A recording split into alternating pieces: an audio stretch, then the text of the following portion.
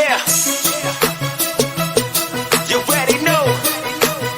It's Kappa Kappa. Young millionaires. The General.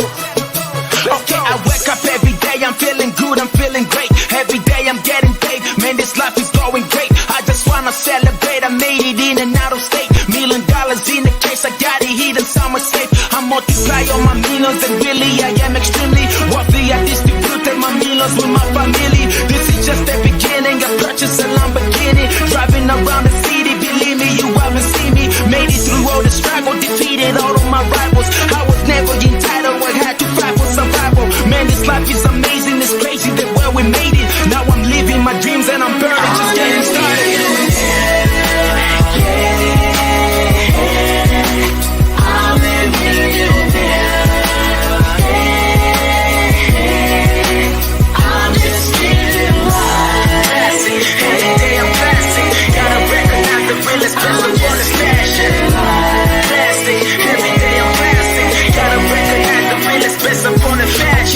Through the struggle back when I was very worried. Now I'm chilling, get my condo, Lamborghinis and Bugatti. I know you in a hurry, but I promise don't be worried. When you see me in the club, I probably got enough to party. I'm a multi-millionaire, getting money everywhere. I ain't tripping on nobody, I just came to celebrate. Yeah, we got the party popping, got the General over here, throwing money in the air, cause we get it every day. I multiply all my millions, now me and my people winning. Moving city to city, I promise that you will see me driving a Lamborghini, but this is just the beginning. $1 million Bugatti, I'm stacking money in the ceiling. Multiply all my millions, now me and my people winning. Moving city to city, I promise that you will see me driving a Lamborghini, but this is just the beginning. $1 million Bugatti, I'm stacking money in the ceiling.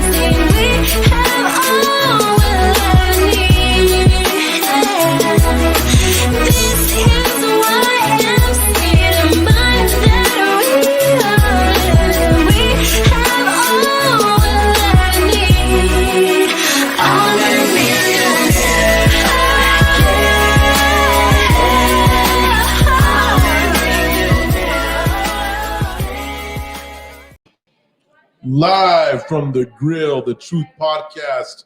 We're here with the Big Jen here. We got Big John. We got the Winston. We're tuning at a new time, guys, at 5:05. Significant. What are you guys up to? Not just getting through the wind here in the crazy cold weather. So it snowed on Sunday, last Saturday, I think. Yeah, so 24 inches up in Denver. That was insane. I guess the groundhog really saw the light at the end of the tunnel and knew what was going to happen. Hey, Sipapu got 13 inches. I'm excited. Are you going to go again? I put my board up for the season. I said, I'm done. No, you can't be putting the board up, dude. Get the board back down. It's already coming on end of March, so it's hooked up. 13 inches. It's Gonzo's. I'm going to check your camera real quick. I'm going to hit it heavy due to the season. Do it, dude. What do we got today? Some good shit. You know what's funny is, a lot of people ask me, how does this podcast come out? And you guys know this. There's a zero script. There's no script to this shit. I literally don't even know what we talk about. You don't know what's going on. No one writes in this. This is literally brainchild by the General as I come. And one of the thing is, it's really about what I think people's questions are being asked to me about and what I see and what I think is relevant. And it's kind of like, I'm going to have to use Nikki's words later. I'm going to get all woo-woo.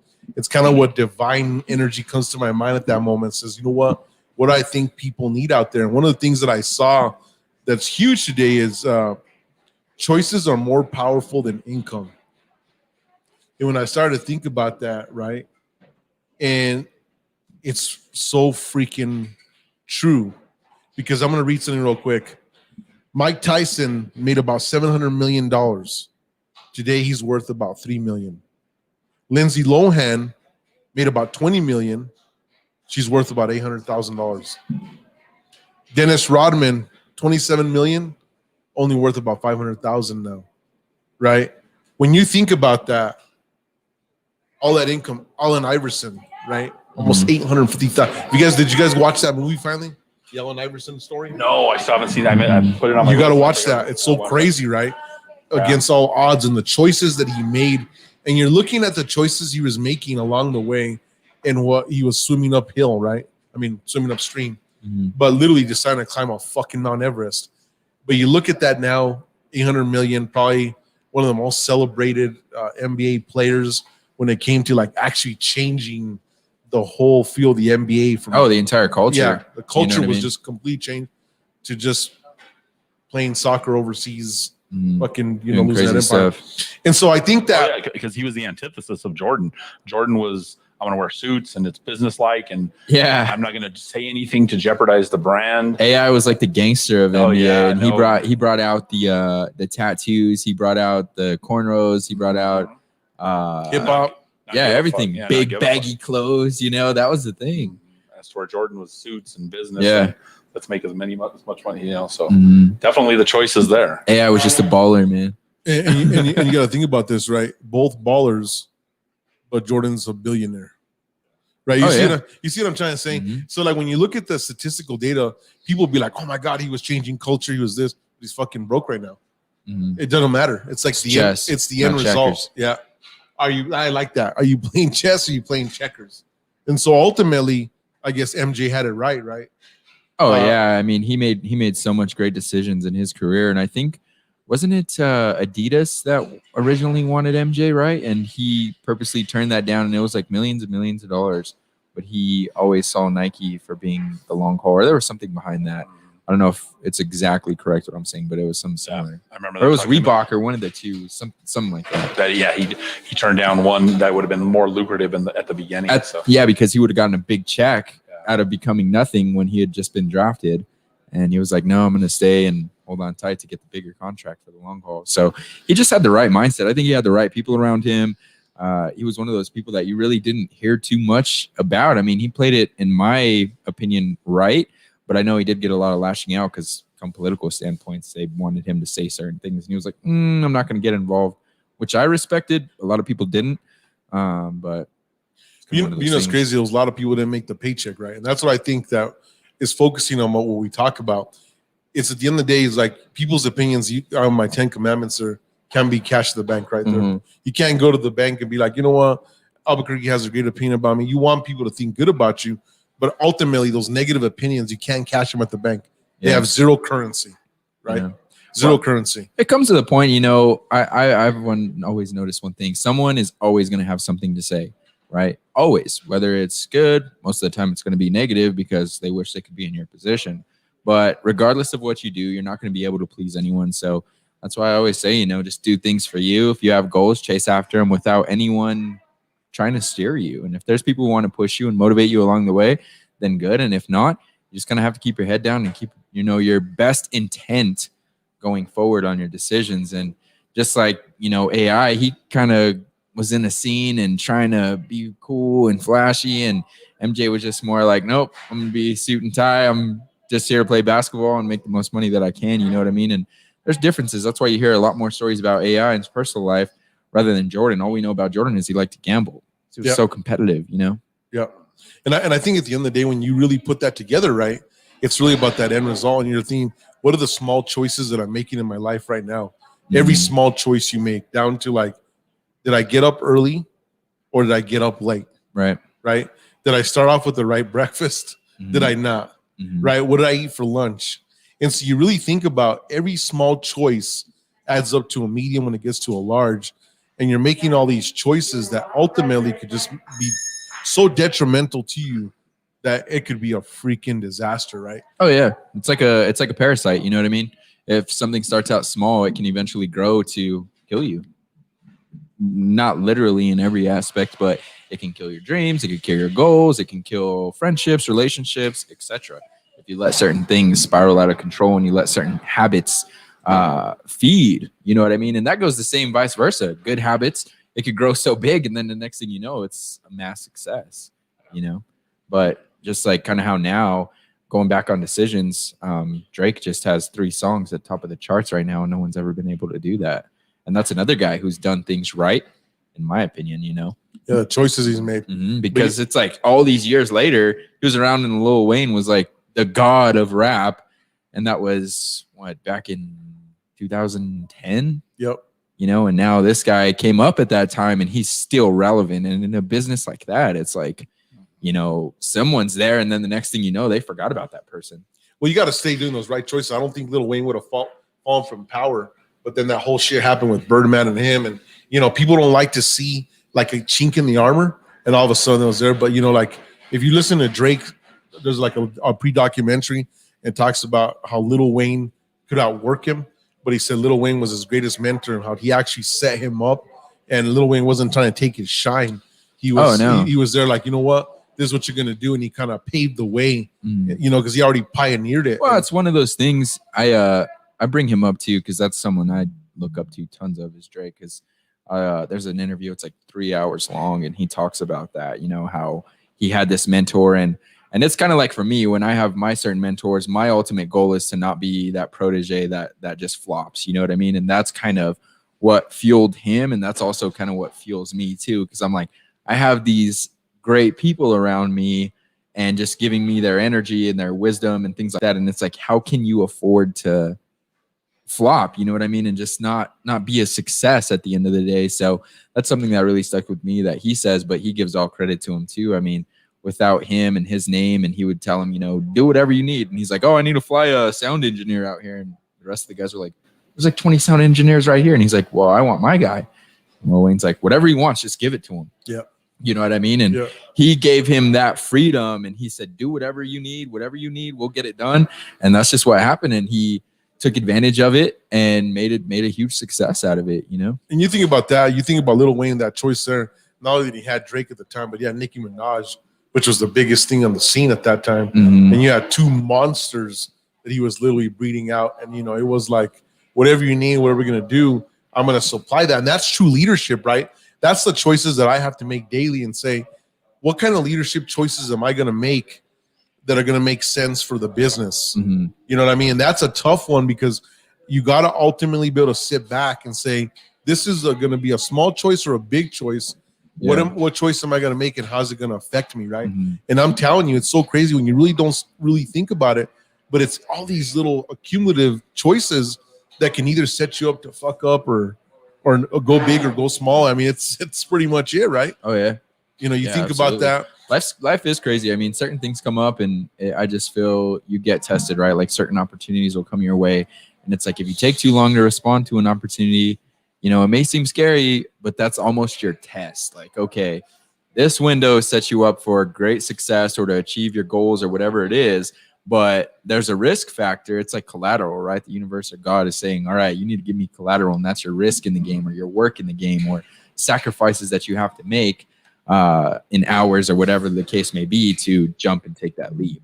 You know what I mean? Yeah, absolutely. That would be like, let's say John Naden, they get a scout call and say, hey, we need you in Chicago in 24 hours. And it's like, are you going to make it happen? Is it worth the risk of dropping everything and going? You know what I mean? And that stuff can happen. Is it worth the plane ticket, right? Yeah, exactly. Exactly. You know what I mean? At the ultimate, is it worth sacrificing that for the plane and ticket? That one window, it's crazy because life can work in network, right? So if you go and all of a sudden the camp is a flop, but then you make a connection with someone who knows someone here and here and here. Next thing you know, they know the scout at whatever school or, you know, it's just crazy. Life's just a trip, man. I think when you make choices of putting yourself in a I call it a fishbowl of success, right? Successful guys. If you're sitting there with anyone's success, you're going to walk away with a great idea or a great opportunity or some network opportunity. And I think that's where a lot of people don't make the right choices, right? They make a decision to hang around the individuals that have been keeping them down, and it's not going to change. Yeah. Right? Yeah. If you have an addiction, you know, this is one of the big things that always drives me crazy, right? You'll sit and talk to people, and they'll have like alcohol addictions.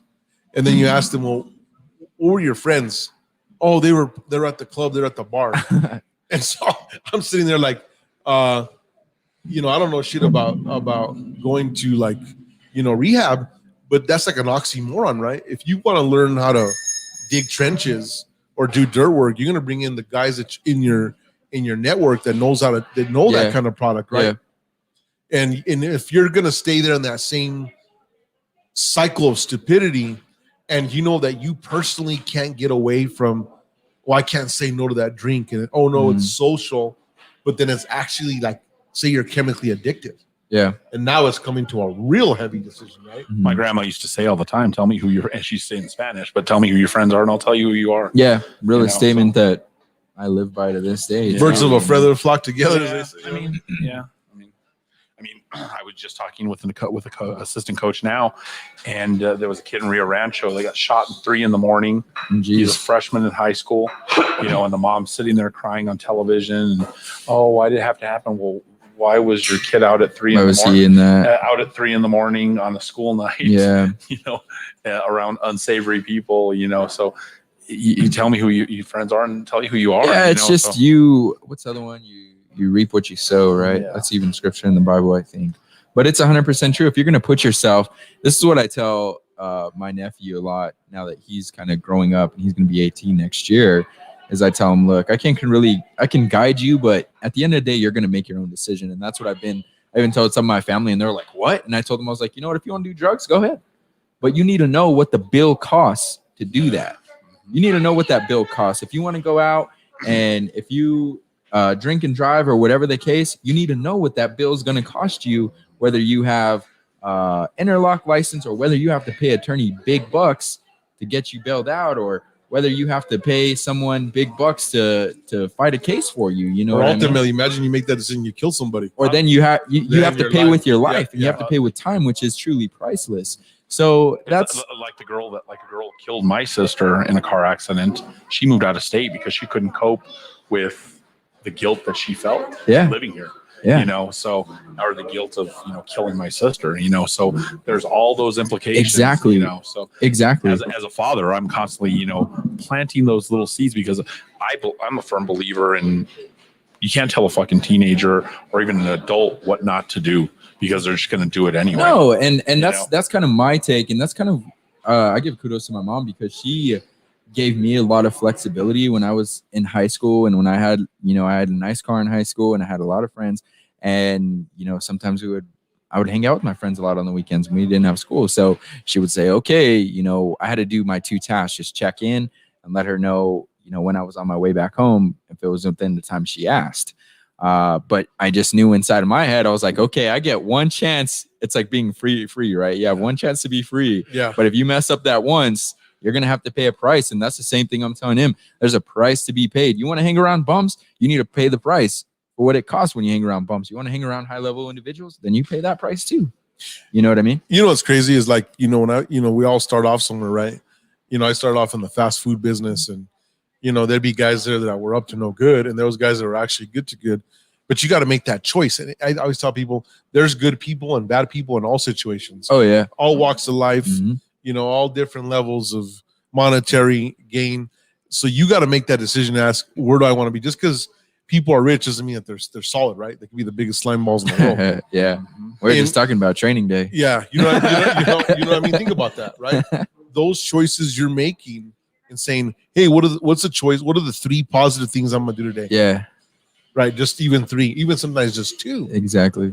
Or, the choice of, like, what? I decided to make a choice and walk 15 minutes a day. So ultimately helping from not getting a heart attack. Mm-hmm. See, these little stupid things like that we don't accumulate. We're not adding them up, but it's like getting up and saying, am I making a good decision? Am I making a good choice? Yeah. And that's the real magic to life. It's hard for me to believe when you look at Tyson making $700 million, a phenom, right? And then you're only worth 3. Mm-hmm. That's pretty scary, right? Yeah. That is. No, I mean, it all boils down to choices, and I'm on training day right now, so I'm gonna talk about it. But he brings this guy in, and he makes him make choices. He's, he does a strategic pull. He has a whole strategic day. He pulls these kids over, gets acid, basically is what it is, and then he tells the guy, smoke it. The mentee or whatever he is, he's a cop trying to be under Denzel, and he's like, I'm not smoking that. Are you kidding me? And he's like, what? Stops the car, pulls a gun out on his head, and he says, if you're on the street and you told someone that and you're undercover, they'll blast you. Yeah. So he's like, get out of my car. I don't want you on my team. So he had a choice to get out of that car, avoid the whole mess and disaster that the day became, or to stay in. And it's one of those things that, you know what I mean? One choice, he would have avoided that entire day, but then he wouldn't have had one of the biggest busts in the state at that time. Well, you got to imagine, like, I'm a kid, I haven't watched Training Day in a long time, but you look at that situation, right? So this is an undercover cop, and he's actually mentoring under like the baddest undercover cop. Mm-hmm. And so that's why he wants to be. And so that's kind of a fucked up situation. So that kind of goes on to a side ring, right? And so you're basically the awesome mentor where he wants to be is saying, smoke this. And that's a fucking heavy controversial. I mean, it is. I mean, what would you do in that one? You can see both sides, right? Where he's like, okay, if I'm talking to someone and I'm playing undercover, that does make sense because that would happen. Yes. But at the same time, he's also in the movie, he also used that as leverage to get commitment, because he says it's hard to trust someone when they don't have skin in the game. You know what I mean? When you don't have a little dirt on you, it's hard to trust you. And that's like when they went and took all the money from that drug dealer. And then he's like, boom. He's like, you made $250,000 in your first scene. He's like, I only cashed checks from LAPD. And they were like, what? He's like, okay, well, you just shot him. All the cops in the room are saying you shot this guy. And what are they going to do? They're going to pull your blood and see you had PCP in there. So that's, you see what I'm saying? Is heavy. So it was like that. But what I'm saying is he had the two choices that gave him different results. He could have just walked and he wouldn't have had no dirt on his hands, period. But end of the story, he goes and busts Denzel, seizes the money, and then he gets a medal regardless. Yeah, but think about that, John. Let's talk about that, right? It's a little deep. That's in the fucking movies. But you know what I mean? But think about that situation right there. You're technically supposed to be under the baddest cop in that situation. He tells you to smoke the shit out of everything while in the street. And I'm in my mind thinking, well, fuck, I don't have enough information about the street, but what would the drug dealers do? Would they actually test the product?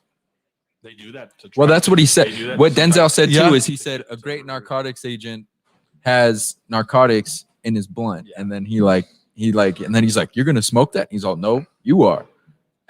So but it was all it's like basically what he did is blackmail him the entire day. No. I can see that. I can see like someone setting you up to fuck you. But that's crazy when you really think about that for real life. I try to watch a movie and then I'm always thinking about real life. I do the same, and that's why I bring it up. I'm thinking, holy shit. But the only reason, if he would have played the cards in the corrupt game that was in the movie, then he would have been a big timer like Denzel. He would have got a Medal of Valor or something for claiming that he shot the drug dealer, because the drug dealer shot a cop, right? He shot him. So he would have gotten a medal, $250,000 cash under the table, killing it. But it's like he had too much pride and integrity for being an officer that he wanted to stand up to the right thing. And that might have been the short-term choice, right? Well, yeah, that was the choice, because Denzel tried to have him killed when he felt he couldn't trust him because he knew too much dirt. Or control him. Mm-hmm. You know what I mean? Technically, it wasn't the trust, it was the control. And I think at the end of the day, this is a good segue, right? Think about this. Do you really want to be trusted by a wolf? Right? At the end of the day? Because now you're going to make concessions that could really set your trajectory into a fucking disaster. Oh, yeah, because you're walking down a dark path. Think about how many times and opportunities. I don't think you've probably touched any of this because I think you're still young in your career. But I think about this in my world, being 21 years in the game, over 15 as an executive, how many chances I've been in that situation where I could have been a Denzel Washington. Well, actually, not the Denzel, but the actual cadet, right? Where I was in decisions where I was like, you can make this huge amounts of cash. Oh, yeah. I call it selling your soul. Going down the dark side and saying, do that. And you know what's crazy is my grandfather used to always say this and says, look, I always make a decision so that you can go home at night and you just sleep. When you're putting your head against the pillow, you're to sleep. If you're staying awake worrying about something, then you made a bad choice, right? Yeah, and that's just it all goes back to the same thing that I say. The bill's got to come due for whatever you're doing. The bill came due for Denzel in that movie because what happened? He thinks he's all big and bad because he's like a gangster with a badge, basically. He goes to Vegas, and he's not even working. Some Russian is talking shit to him. He beats him to death. And then in the scene, they're like, turns out that Russian, he's a somebody. Now he's into the Russians for $1 million. And that's why all this whole master plan that he had was to rob basically one of his accounts who was a drug dealer because it's political. So he's basically on top of him saying, here's what you could do, but we need to tax you. us dirty feds are going to take X amount from you every month or whatever the case. And he ends up coming up with a way to kill him to get his cash. You know what I mean? So he can pay the debt off. Exactly. Plus, he pays off all his people, and everything's legit. And then he has to go and consult the big dogs in LAPD to say, here's what I'm going to do. Here's how the story is. And they're like, just don't mess this up. You know, it's on you. You gotta imagine like in that situation, right? Like it even goes down to like the Wolf of Wall Street. It comes to my mind, right? Mm-hmm. And the decision, the choices that he's doing and saying, no, we're going to live this life. We're going to do this. Yeah. And then, so when you really think of robbing people like a mother, you know what's funny? He came on an interview pretty recent. He does a lot of like motivational speaking and stuff. And he's like, the only thing I hated about that movie was that they thought I was intentionally trying to rob people. He's like, I was really trying to help these guys make some money. And it's like, come on, dude. I can see if that was your intent to help you sleep at night, but you're telling these freaking billionaires to invest in a stock that someone has a freaking cardboard box as an office. You know what I mean? True. So it's here. I have a good movie clip for what we're talking about, but it's not Denzel, but it's from American Sniper, and this is about choices. Oh, that's an awesome movie too.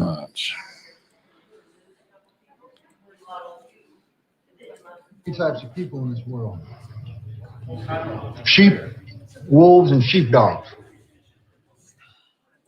Some people prefer to believe that evil doesn't exist in the world, and that if ever darkened their doorstep, they wouldn't know how to protect themselves. Those are the sheep. And then you got predators. They use violence to prey on the weak. They're the wolves. And then there are those who've been blessed with the gift of aggression and the overpowering need to protect the flock. These men are the rare breed who live to confront the wolf. They are the sheepdog. And we're not raising any sheep in this family. I will whoop your ass if you turn into a wolf.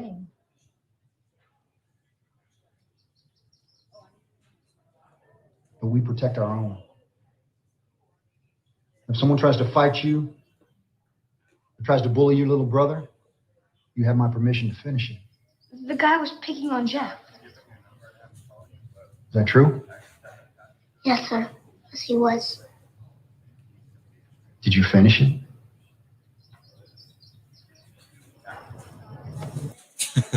You know what's crazy? I'm gonna tell you something. That's how I grew up right there. And you know what's so funny for me is that clip right there is so powerful when I first watched this movie. And I totally buy into this 100%. I call it the country swag. And it's true, right? I think there's a far few of us that are called to be the sheepdogs to protect the rest. I'm 100% in that show right there. You know, right, wrong, and different people go on. I think, but that right there just gave me a smile, right? Because this is exactly what I live by. This is exactly when you try to protect people from making bad decisions in their lives, in business, so that they don't get their money taken. They're on a fucking trend, the get rich quick bullshit. And this is what the true podcast is about. Yeah, is right there, the sheepdog. Yeah. We're the podcast. We're the sheepdogs of podcasts, because what we're not trying to do is trying to have you sell you a dream, sell into some stupidity. So much, and we're taking your money. We're taking your money, and that's exactly what I talk about. What the YM culture is.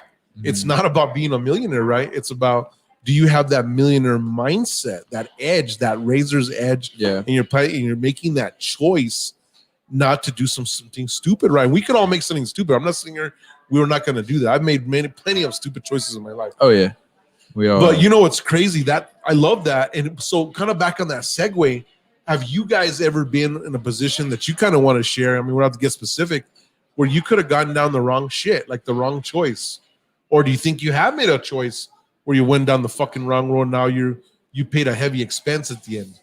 Anything come to mind? Yes and no. I mean, without getting too much information. Not too much sauce, baby. We're on Facebook Live over here. So, don't get scared, Winston. Don't get scared. There's been opportunities for me to do certain things that goes against my moral code, and it's just not worth it for me. Yeah. Right now, I think I'm too young, and plus, that's not the person who I am. I'd rather be the type to do things the right way and prove my work ethic and make things happen the way it should. But that's just how helps me sleep with myself at night is knowing that everything that I'm getting was well deserved. You know what I mean? Good or bad.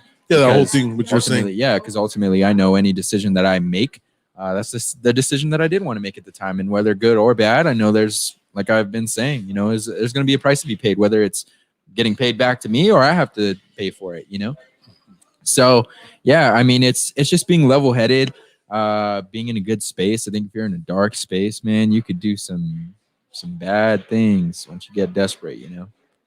Well, I mean, even just getting to that space, right? Oh yeah, that's a fucking stupid choice because there's a song I like to listen to. It just came out not too long ago, and in the song, the guy says, you know, he's saying how successful he is right now, and he's like, I don't know any other way, because if he said if I were to go broke, basically he would be robbing people, because he has that desire for a certain lifestyle, and it's like that's pretty deep when you think about it, because you can walk a fine line, you know, pretty brutal, right? Becoming desperate, yeah. You're thinking about, I'm doing it this way, but I would just go do the kind of like technically what he's saying is he's a wolf, right? Yeah, he's saying basically what he says is he says if he were to go broke, to tell everyone to stay away from him, because he would start taking money from people. Yeah. You know, yeah. And that's what a wolf mentality is. They're just hunters, man. Yeah. And they're ruthless. Relentless. Yeah, ruthless. They'll take out their freaking parents. You know what I mean? Yeah. It's just a crazy game. And people like that exist. Oh, yeah. You know what I mean? Especially in business. It's ruthless, man. And what I do too, what anyone does, it's a freaking shark game, man. And someone will take your head off if you're not careful. That's why I tell people, you know, my famous line is, you know what? I'm a killer whale in the water. You know, killer whale will always kill a shark, no matter which magnitude. Mm-hmm. But it's by choice, and it just doesn't kill at will. Mm-hmm. It kills only as a need or to protect. Yeah. And that's what you want to be known, right? And that's the way you need to be in business, and the way you need to be established. You know? In life. Mm-hmm. Just in life. Yeah. And that's that Chris Kyle clip you showed right there. Best clip ever, right? When you think about that. Anything you, John, that you have that you think that... I look at just even the philosophy of how I tried to raise my sons, and, you know, and it's awful, but, you know, our society, especially with bullying and cyberbullying, you know, and trying to get them to be advocates to not tolerate that. Yeah. You know, that's one of the things that make me proud. Like, I'll talk to a teacher and they're like, you know what, they stick up for other kids. They stick up for kids that are different. And if I could say that's the one proud thing I did as a dad, then yeah.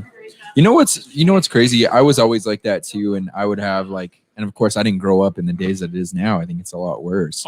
But I was always that kid, like when we had a foreign exchange student or something, and he would I would feel bad, you know, and I'd be like, yeah, you know, I'll go hang out with you. And I had a lot of friends in school and stuff, and a lot of my friends would be like, why are you hanging out with that guy? He's a weirdo. He doesn't even, his accent's funny, and I'm like, what do you mean? He don't have no friends. What if he's a cool kid, you know? And I don't know where I got that from. I could have been how I was raised, but I never really saw.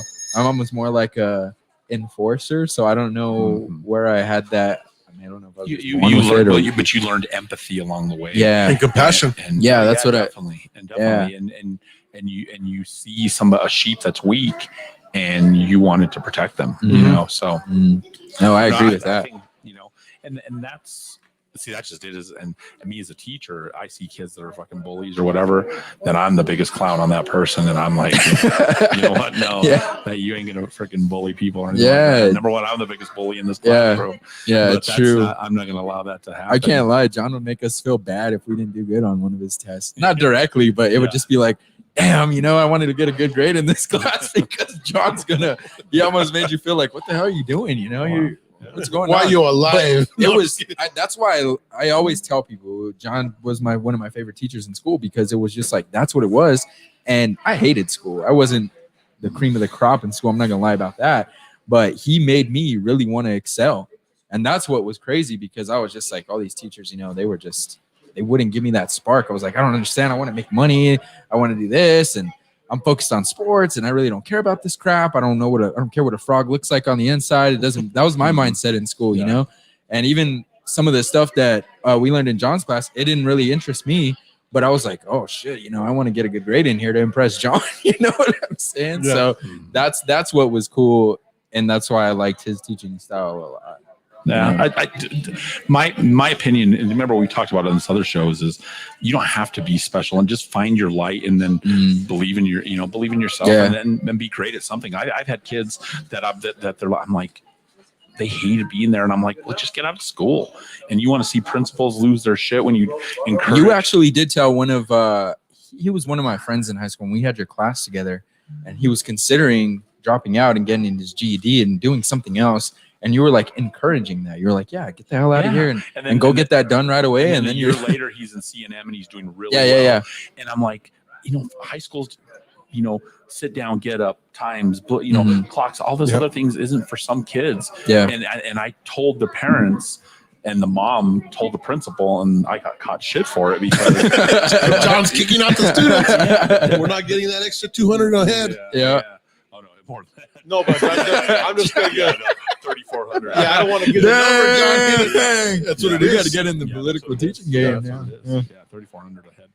Yeah. So, but that, to me, it doesn't make any sense to see a kid sit here and be unhappy every single day when they can find something that they can be successful. Yeah. And see, that's what it's about, because then you're becoming a sheepdog, I guess, instead of a wolf, because the wolf doesn't care. Yeah. It's just like they just care about that 3,400 at the end of the day. Yeah. And that was like Denzel in Training Day. He just cared about the money and the control. Yeah. But this guy came in and he's like, you just blasted your friend. And he's like, why is that guy my friend? Because he knows my name. And then the guy was almost feeling bad for the drug dealer. And he's like, I want to put away drug dealers. But he was feeling bad because Denzel basically cut his throat in portraying that he was a friend and trusted person, and ended up killing him. That's some crazy stuff, huh? When you really think about that, that's some pretty crazy shit. Oh, yeah, no. Yeah, it is. Yeah, but going back to teaching, unfortunately, it's a numbers game, and they want kids to stay in school because they care about the allocations. And if too many kids leave school, then they have to fire teachers, and then you know what I'm saying. Then there has to be contraction. But by the same token, what are we ultimately there for? We're there to help the kids be as successful as they can. And then that's what's good about even the mantra is not just college ready, but career ready. And that's what education should be. And we should be giving kids opportunities and to find what they love, but not just forcing them to just do something just to do it. Yeah. But I think, John, like when I really stopped to think about it, right? And it's kind of like preparing your mind. And so you look at school, and when you really think about it, like all the subjects that are being taught, even down like to in the mathematical portion, like I use a lot of math because I have to, right? In the engineering world that I do. But when I really think about it, right, like the majority of students are not using that level of math. And I think like in the concept of like saying, okay, you're going to balance your checkbook. I saw one of the greatest clips ever, and I've been talking about this shit. I sent it to you on Instagram. I don't know if you saw that, right? And why I don't have a debit card. And it's this billionaire saying why he doesn't do it. And it's because he's mitigating 90% of his risk. When you get to a certain level, you mitigate your risk at all times. A debit card is not mitigating your risk because it's taking your direct to your cash. Yeah, and where credit's like a third party, where it's like if something happens there, then you're protected. Basically, is what it is. Yeah, so if someone had a skimmer in the machine, and then they're rob your account for 100,000. The big banks are going to be, that's their money at the end of the day. So what do you think the big banks are going to do? But even like that, for them, they have so much money coming in, they could say, fuck it, we could take the loss because it's on the income statement. Right? And then it doesn't affect you directly, even though you were the one that had the transaction done. Yeah. So I agree with that. I mean, I even do that residually. Something had happened to me when the skimmers were a big thing. And thank God I had the bank who I had, and they had swiped my card information. They had taken big amount from my account, and luckily they gave me everything back with the bank. They're amazing. But ever since then, anytime I do anything, it's all credit card now because just the headache of it. I was protected, but the headache that I had to go through to deal with that, it was a disaster. Or the uncertainty. Yeah, exactly. Right, because it was like, this isn't, even $10 to me is $10. You know what I'm saying? But when it starts getting those bigger numbers, that's when the bank's going to hesitate. Then that can change your lifestyle. Yeah, it could change the whole disaster. So that's like that whole bullshit. I'm like, you know what? I've never owned a debit card or an ATM card, right? Because I don't want access. Yeah. In the day, it's direct access to your cash. I've always thought about that whole period, mitigating the risk. And those are the choices, right? Mitigating your risk. What's the choice of mitigation? Exactly. Like, who am I allowing in my life? Is it going to be a good choice? Is it going to be a bad choice? Financially, am I going to go pull a second credit card and I'm already in credit card debt? Is it going to change? No. So it's about making those little choices around you. It's going to change it, right? But John, so I was talking about going back to what we're talking about with school is like one of the things I've never understood is like they never teach you how to balance a checkbook. No one talks about how important credit is. I know the reading and writing is super important, but that's really pretty much learned right at like 6th grade. Do you think, John, honestly, it's kind of like what you've preached a lot too, is because we need certain people to be down here. Yeah, you mean we don't want to give away the secret sauce? Yeah, exactly. You don't want but in all honesty, that's what the truth is. From what I understand, is because if they teach everyone that, then everyone's going to have good credit, and then there's. But will they? But will they really? Because you know what's funny? No. Well, yeah, not everyone I teach will. a shitload of people, No, they won't. and they're doing the same fucking disaster. And also income has something to do with that. Okay, the amount of if your top potential is only earning minimum wage, okay, you're not going to have great credit. Okay, you're not. So Why is that, John? Well, because you don't have a big line of credit. No, that doesn't matter. No, I want to get a little deeper in this. Okay, so how are you going to live? Okay, number one, are you going to be able to afford housing? Okay, are you going to be able to afford to live, or are you going to continually overextend yourself because it's just even maybe just basic functions, or if you have kids or something, or medical emergencies. Half the bankruptcies, medical makes sense. That's a half tough the thing. bankruptcies in America are because of medical emergencies. Yeah, So let's kind of talk about that, okay? And this is where I kind of disagree. I'm gonna tell you why. You look at all the you look at a lot of the Chinese and Asians just in general that come, Indians, right? They come in. Number one, they don't have no credit. They start credit, then say they get their residency, and they jump in 5-6 people to a house. They never miss a payment. They do the right things, and they're all tied into it. And I think what happens is like that common sense portion of saying, well, you know what? I can't afford this house, so why in the hell am I going to try to get onto it? Mm-hmm. And that's what the whole credit metric is, right? To see how worthy you are. Mm-hmm. In a property management company, we have to run a background. If you've had too many bullshit in your credit, we're not going to qualify. Yeah. And say, sorry, you can't come in. Mm-hmm. But I think in school, what I'm saying is, say you're a minimum wage guy, and that's the best of your capacity. It's better to be taught direct and say, you know what? You're a minimum wage guy, and this is potentially what your life's going to look like. So here's a cookie cutter thing. You need almost to like doing. A guidance counselor. A guidance counselor. Because you know what I'm trying to tell you? Yeah. Because then now we're really fucked. And I see education moving more in that direction because there's great arguments to be made that does a child need algebra 2? Probably not. No. I've never used it since. I know that. But I got the calculator now. But I think a kid does need some geometry skills. Yes. Oh, for sure. Algebra skills, and all that is testing their mathematical skills. I think it's just testing their work ethic and ability. Because on the devil's advocate, I'm totally against the school program and everything. I think it's a bunch of BS, right, for certain kids. Mm-hmm. But what I can agree with is if you're learning something and when you're trying to become great at it, you do have to put the time, effort, and energy to study and master that craft. So I understand it. I just hate the curriculum of it, but I can see the long haul. I think you're talking about the high school. So this is what I'm talking about. So education is so fucking important when it comes from K to 6. That's where people get lost. Mm-hmm. And so you look at the study, it's from kindergarten to 6th grade. That's the most important. Because I guarantee you, dude, you wouldn't have gone to kindergarten now, you wouldn't fucking know how to read. You couldn't read the contract. Oh, yeah, of course. So I guess what we're talking about specifically, and this is why I've always looked at what the Germans did before World War II, right? So at 6th grade, they gave you kind of an aptitude test, and they kind of knew based on psychology, and they pull you in, and these counselors were actual psychologists, and they knew exactly kind of where you were trucking along. Now, there's that far and few in 6 that from 6th to 9th, they might say, well, fuck, I wanted to be cool. But statistical data never really lies. It could be within 5 or 6% error factor. But let me go back to this, right? So you go to elementary, you learn you learn a lot of social skills, and then you learn how to read and write in basic mathematics. Fucking important as shit. Yeah. Because half the households that I see that going on in Albuquerque or even around the country, they're not teaching you that. They can't even survive. So without the school, we'd be really fucked, right? So What I'm talking about, that K through 6, that super emphasis. Then in 6th grade, right before that 5th and 6th grade, we don't have the guidance counselors or the people involved that are saying, you know what, off this pattern, this kid is freaking badass.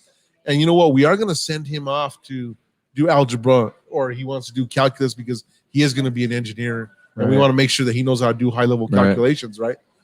Or this guy's going to be a writing master. He's going to be a lawyer or whatever. Sure. So I think that ultimately there's the broken portion. But then again, it's a young kid trying to. I don't know if me and you are in sync. Make those life decisions. Yeah, exactly. Because it's like I didn't even know what the hell I wanted to do when I was 18. But I see what you're saying, and where it's trying to guide them. Like, okay, they're trailing along this path. This is kind of where we think in general it'll be. But then it's like. But you didn't hear the statement I made. I said we're modeling after the German Empire pre-World War II. You know, no matter what we say, at that time period, the German have pumped out the most engineers. We've had their scientists, you know, period. The atomic bomb, all that's coming, it's all come from Germany, right? It's funny when you get in a vehicle, no matter what car you drive, no matter what brand it is, it has German engineering. All the safety features in every single car is developed in Germany. But then what if I am great at it, but then I'm a kid and say, I don't want to be an engineer? You don't got a choice. You don't got to. So this is what I'm trying to tell you. And this is why we come to this country. And what I'm saying is we got to the point where there's too many fucking choices. Because ultimately, when you're there and you're good at something. I disagree, because it's not a matter of not too many choices. Okay. So I agree with you. False choices. Well, I think elementary education is so crucial. Okay. But by the same token, and this, remember when we talked about when your barber was here, you know, people love to say, well, I wish we had vocational. I wish these things could do that. You know, I can't find any good workers. Yeah. Okay. But the system is broken. Right. Okay. Because, so great in 6th grade. So, I mean, I remember when I was a kid and we had an amazing woods teacher and a mechanics teacher. Yes. You know, but that's just it, is you can't find those teachers anymore because they're not going to leave the industry. Because the people that are great at that are actually not teaching it. They're in it. Exactly. But you know what? This is where I got to disagree. Look, I came out of a school in Peñasco, small school, less resources. This is like what Joe Gila talked about, right? You look at Cimarron schools and you look at the state championships they had, and then you have a lot of individuals. But he actually learned how to actually harness the seeds that you got. So you look at Peñasco, not a lot of people are going to live there. It's cold. You're driving fucking 40 miles out, 70 miles out to get like a monster job. But we had phenomenal teachers because they were teachers that were either had worked at the labs or kind of retired, and you're doing it. Like if I came in and said, you know what, guys, now we have mass production. I'm going to go and be a technology teacher. You know, I was part of writing the national curriculum for IT Tech. But what I'm talking about is this, is you're getting in, you're recording all the documentation, you're putting it on a server, kind of like the online learning. But when I look at the skills that I learned in high school, because of my metals teacher, because of my drafting teacher, because of my woods teacher, because of my electronics teacher, my math teacher, created a monster. So when I got to college, it was a walk in the park for me, right? I mean, you see me with my wood skills. That's all the shit that I learned in high school.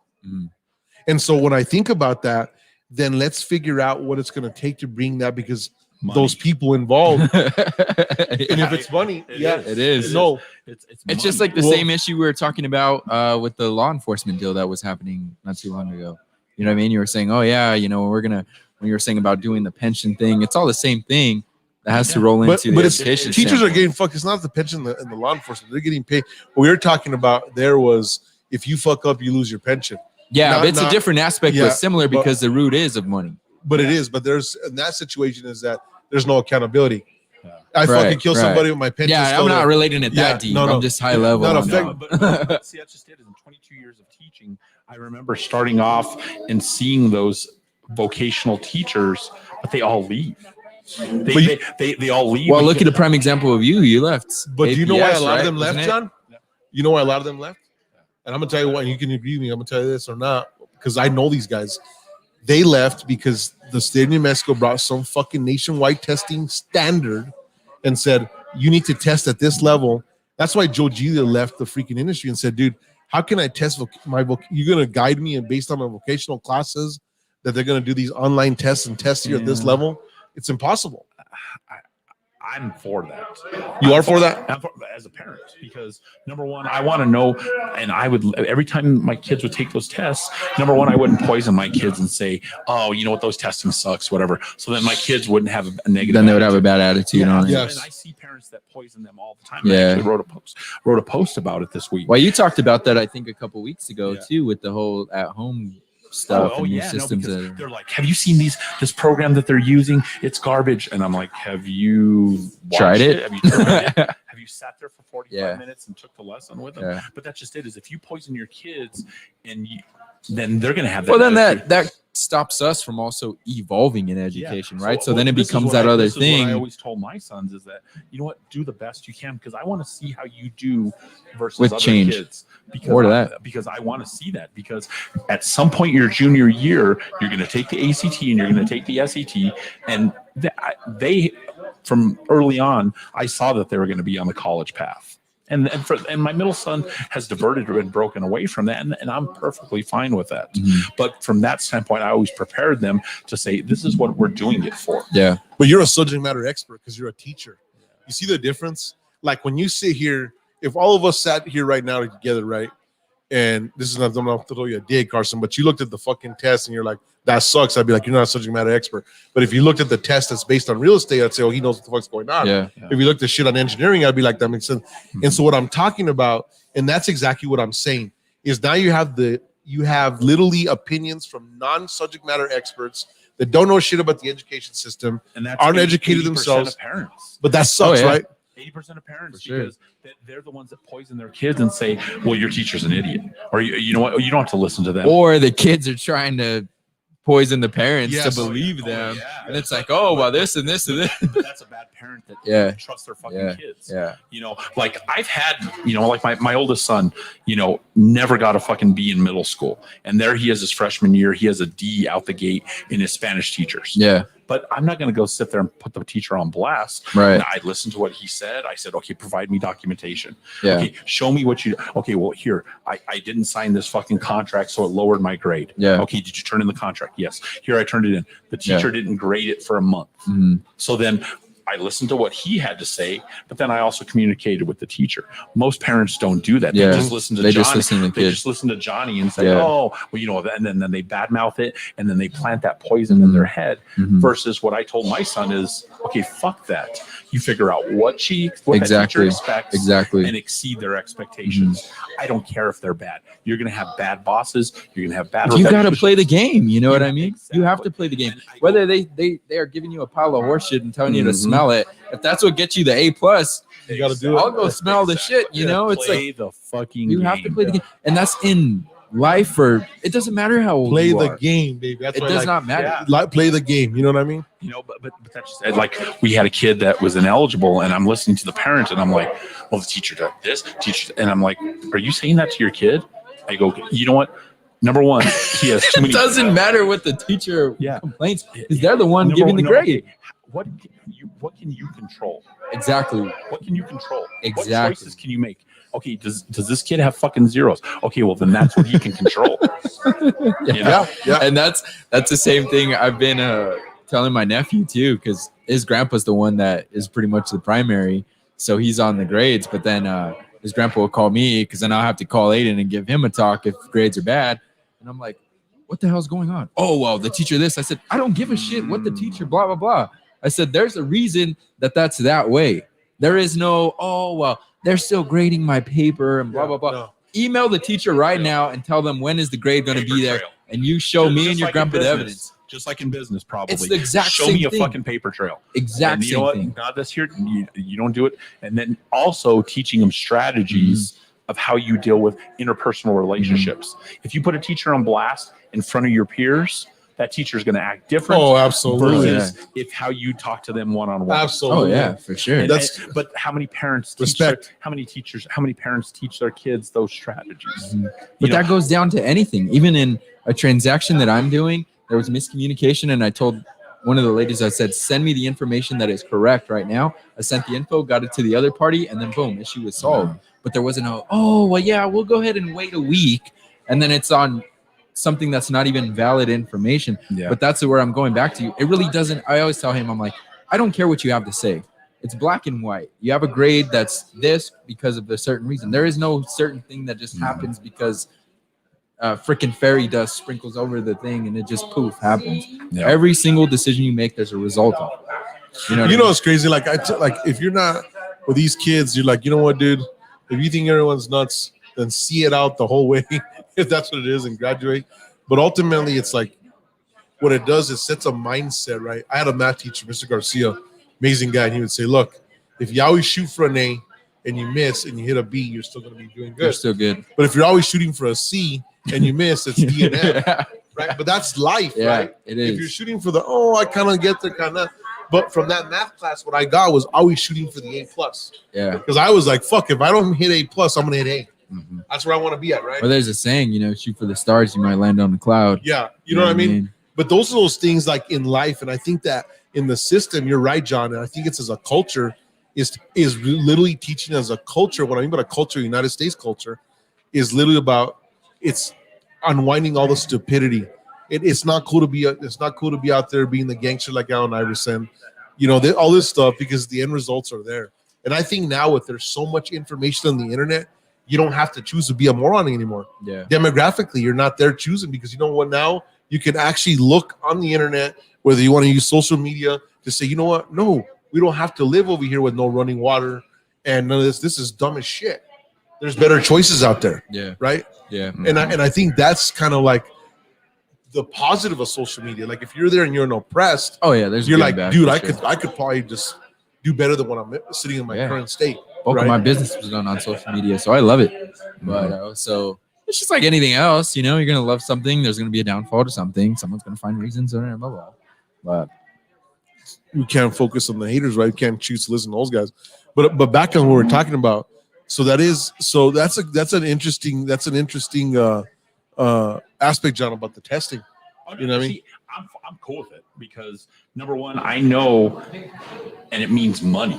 It means money in your pocket when you go to college. The better you score on tests. So people are down on standardized testing. I'm like, I don't give a shit because you know what? My kid's going to have to compete someday. Yeah. And that's how they're going to be judged. Yes. They're going to be judged by their transcript. They're going to be judged by what that test score is. MIT just emailed Aiden today. We sent him his transcript. He has all A's, straight A's, never gotten a B. Yeah. And you know what the MIT person said? Let me know when you see his ACT scores. Because my inbox is filled with kids that have nothing but straight A's. 100%. I agree. So I'm not down on testing, and I would never leave it because number one, I've never ever been told. They've never handed me a notebook and said, "Here's day 1, here's day 2, here's day 3." Yeah. So what I've always done is I'll say, okay, well, let me see what are the standards. Okay, I'm gonna dissect it and I'm gonna pull out all the keywords and I'm gonna make sure at least I hit those words. Yeah. And then I'm going to teach all kinds of cool things. We're going to fucking watch The Newsroom. Yeah. We're going to watch Band of Brothers. We're going to talk about leadership. And whether I'm going to show them a show like Jack and Bobby or I'm going to watch The Daily Show. Yeah. And even though it gets me suspended for a week, but it's what gets kids engaged to your content. It gets your buy-in. And that's exactly what I said about his teaching side. I had this dumb shit principle that's like, you can't show them The Simpsons. Why not? I go, there's a lot of things that are, or The Family Guy.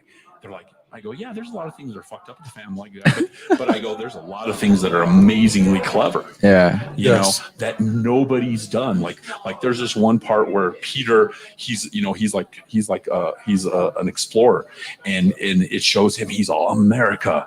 He goes, the land of the free, unless you're a slave, unless you're a Chinese person, unless you're a gay, and all those things are true about America and our history. But nobody has the balls to say those things. Yeah. So I show those things, and then the principal's like, "Well, you can't show that," and I'm like, "Well, I did." And it's just getting worse now. Because people are afraid to go out there and put themselves on, and that's why I would always tell myself. Well, that's why you see everyone getting canceled now, right? They're canceling Eminem. They're trying to get rid of Eminem, and it's like, what? Yeah. But it's like they got Cardi B and Megan Thee Stallion talking about nasty old stuff with their booties out. but they want to cancel Eminem. It's like, come on, people. I know. Oh no, It's a mess. But that's just it. Is you have those type of people that are like, he's like, well, I don't let my kids watch Family Guy, and I'm like, well, I do. I've never kept my fucking kids from any of those things. Yeah. Because number one, if I try to cover their ears, Then they're gonna go seek it out somewhere else. Exactly. So you have this sort of la la land of, oh, let's pretend and let's not do. You know what? Fuck it. All you're gonna do is encourage an adolescent mind to do the opposite. Exactly. Yep. Exactly. You know. What we learned today, guys, is That the was good. choices were heavy, right? Yeah. Choose the right people. You know what I mean? You want to know about education? Choose the John path. It's no lies, right? All A's, ACT strong, MIT's emailing you. That's what I'm talking about, right? So we're out, guys. Hope you enjoyed the podcast. Football's here. We play Thursday night. Hey, football's here Thursday night. Yeah.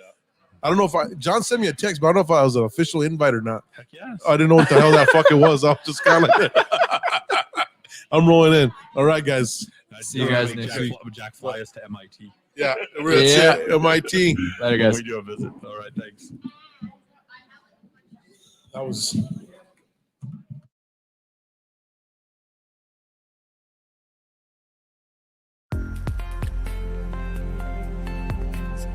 Harmonix Technologies, your New Mexico business IT solution. With incredible products that will fit your needs both big and small, and unmatched service, it's your vision delivered. Learn how we can help your business roar into action today. Harmonix Technologies, your New Mexico business IT solution.